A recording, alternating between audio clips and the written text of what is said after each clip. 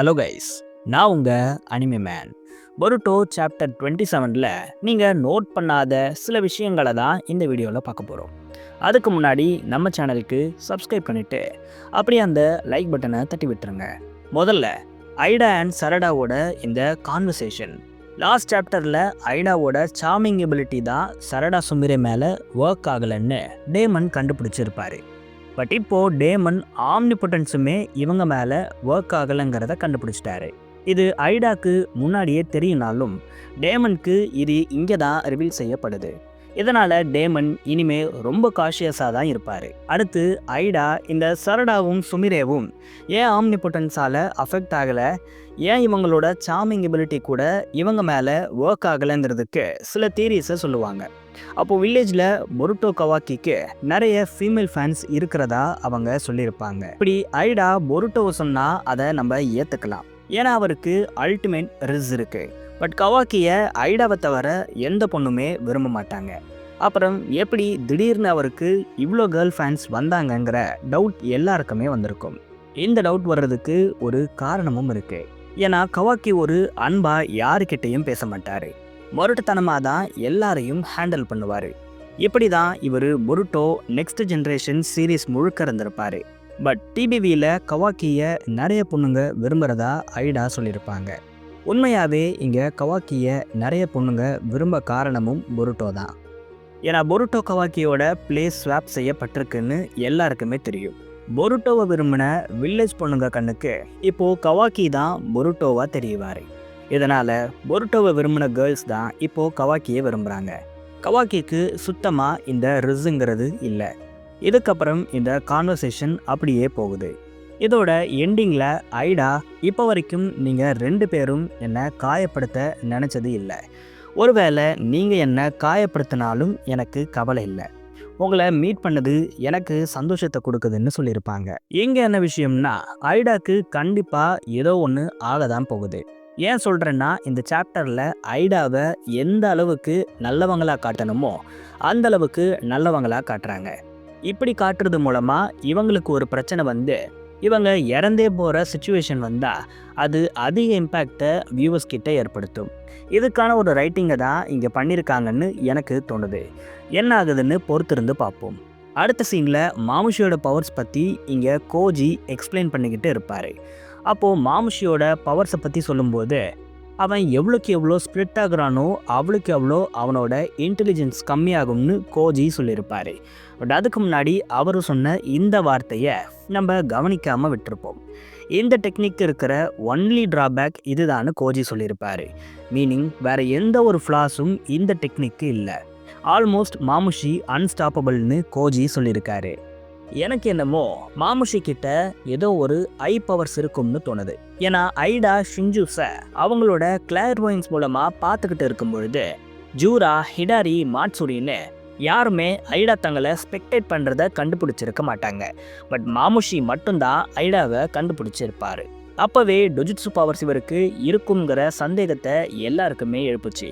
இப்போ அது ஆல்மோஸ்ட் கன்ஃபார்மே ஆகுது.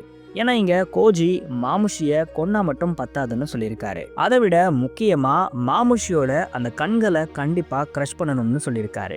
இதில் இருந்து மாமுஷி கிட்ட ஏதோ ஒரு டொஜுட்சு எபிலிட்டி இருக்க அதிக வாய்ப்பு இருக்குன்னு தெரியுது. இது டொஜுட்சுவாக இருக்கும் பொழுது அதுக்கு என்ன பவர்ஸ் இருக்குங்கிற கியூரியாசிட்டி எல்லாருக்குமே வரலாம். கோகுகன், ஜோகன் அளவுக்கு யாரும் எக்ஸ்பெக்ட் பண்ணாதீங்க. இது சாதாரண என்னன்னு செய்யப்பட்ட ரினேகனாக இருக்க அதிக வாய்ப்பு இருக்குது. ஷின்ஜூஸ்க்கு இப்படி ஒரு ஐ இருக்கிறது ரொம்ப காமன்கிறதால மாமுஷி இப்படி ஒரு ஐயை அவாய்ட் பண்ணலாம். இதை லீஃப்லெஸ் டீமுக்கு அகெயின்ஸ்டாகவும் யூஸ் பண்ணலாம். பட் இதுக்கு ஏதாச்சும் ஒரு யூனிக்கான பவர்ஸ் இருக்கக்கூட அதிக வாய்ப்பு இருக்குது. இந்த பவர்ஸை யூஸ் பண்ணி தான் இவர் ஐடா கூட மர்ஜ் ஆக அதிக வாய்ப்பு இருக்குது. ஏன்னா ஐடாவோட கதை முடிய போகுதுங்கிறது ஆல்மோஸ்ட் கன்ஃபார்ம் ஆகுது. பட் அதை மாமுஷி இந்த ஒரு சீக்ரெட் டெக்னிக்கை யூஸ் பண்ணி எக்ஸிக்யூட் பண்ணலாம்னு நான் நினைக்கிறேன். அடுத்து ஈனோஜின் கிட்ட கோஜி ஒரு விஷயத்த சொல்லியிருப்பார். அதாவது இந்த வில்லேஜ்குள்ளே நம்ம சண்டை போட்டாதான் ஜூராவோட இன்டர்ஃபரன்ஸுங்கிறது இருக்காது. ஏன்னா ஜூராக்கு இந்த வில்லேஜ் ரொம்ப பிடிக்கும்னு சொல்லியிருப்பார். இதை ஈனோஜின் கிட்ட கோஜி சொல்கிறதுக்கு ஒரு காரணம் இருக்குது. அதாவது வரப்போகிற பேட்டிலில் ஈனோஜினுக்கு ஒரு பெரிய ஸ்பாட்லைட்டுங்கிறது இருக்க போகுது. ஏன்னா கோஜி ஒரு அல்டிமேட் ஜுட்ஸுவை ஈனோஜினுக்கு டீச் பண்ண போகிறாரு. இப்படி ஒரு ஜுட்ஸுவை இவர் மாமுஷிக்கு அகைன்ஸ்டாக யூஸ் பண்ணுவாருன்னு எனக்கு தோணலை. இவர் இதை ஜூராக்கு அகைன்ஸ்டாகவே யூஸ் பண்ண போகிறாருன்னு தான் நான் நினைக்கிறேன். ஏன்னா ஹீமா ஒரு கட்டத்தில் வில்லேஜை விட்டு வெளியே போயிடுவாங்க. அப்போ ஜூரா அவங்கள ஹண்ட் பண்ண வரலாம். அப்போ ஈனோஜின் ஈமாவை ப்ரொடெக்ட் பண்ணுறதுக்காக தான் இந்த ஜுட்ஸுவை யூஸ் பண்ண போகிறாரு. அதனால தான் கோஜி ஈனோஜின் கிட்ட ஜூரா இந்த வில்லேஜ்குள்ளே இருந்தால் ஒன்றும் பண்ண மாட்டாங்கிற இந்த டீட்டெயிலை சொல்கிறாரு. ஸோ ஈனோஜின் அவரோட ஜுட்ஸுவை யூஸ் பண்ணி ஜூரா கிட்ட இருந்து ஹீமாவை காப்பாற்றி வில்லேஜ்குள்ளவே மறுபடியும் ஹீமாவை அனுப்பிடுவாருன்னு எனக்கு தோணுது. அடுத்து அப்படியே கவாக்கி அமடோவோட கான்வர்சேஷனுக்கு போயிடுவோம். இங்கே அமடோ ஜூராவை பார்த்துட்டு இவன் உண்மையாகவே டிவைன் ட்ரீ தான்னு கன்ஃபார்ம் பண்ணியிருப்பாரு. ஆனால் இங்கே தான் ஒரு பெரிய டவுட்டே வருது. அதாவது அமடோக்கு டெக்னாலஜி பற்றின விஷயங்கள் மட்டும்தான் தெரியும்னு நம்ம நினச்சிக்கிட்டு இருப்போம். பட் இங்கே ஒரு டிவைன் ட்ரீயை தான் முன்னாடியே எக்ஸ்பெரிமெண்ட் பண்ணி இருக்கிறத இன்டைரக்டாக சொல்கிறாரு. எப்படி இவர் சொல்கிறாருன்னா கண்டிப்பாக இதுக்கு முன்னாடி இவர் டிவைன் ட்ரீயை பார்த்துருக்காருன்னு தான் அர்த்தம். இதெல்லாம் ஒரு விஷயமானு நீங்கள் கேட்கலாம். பட் டிவைன் ட்ரீஸுங்கிறது சாதாரணமாக எப்போவுமே கிடைக்காது. இது வேணும்னா 10 tails தேவைப்படும். அதுவும் இல்லாமல் நருட்டோ சீரீஸில் நம்ம பார்த்த ஜூபி அழிஞ்ச அப்புறம் பூமியில் இப்படி எங்கேயுமே டிவைன் ட்ரீஸ் காணப்படலை. பட் அமடோ மட்டும் முன்னாடியே எப்படி இதை எக்ஸ்பெரிமெண்ட் பண்ணாரு, எப்படி இதை பார்த்தாருன்னு தெரியல.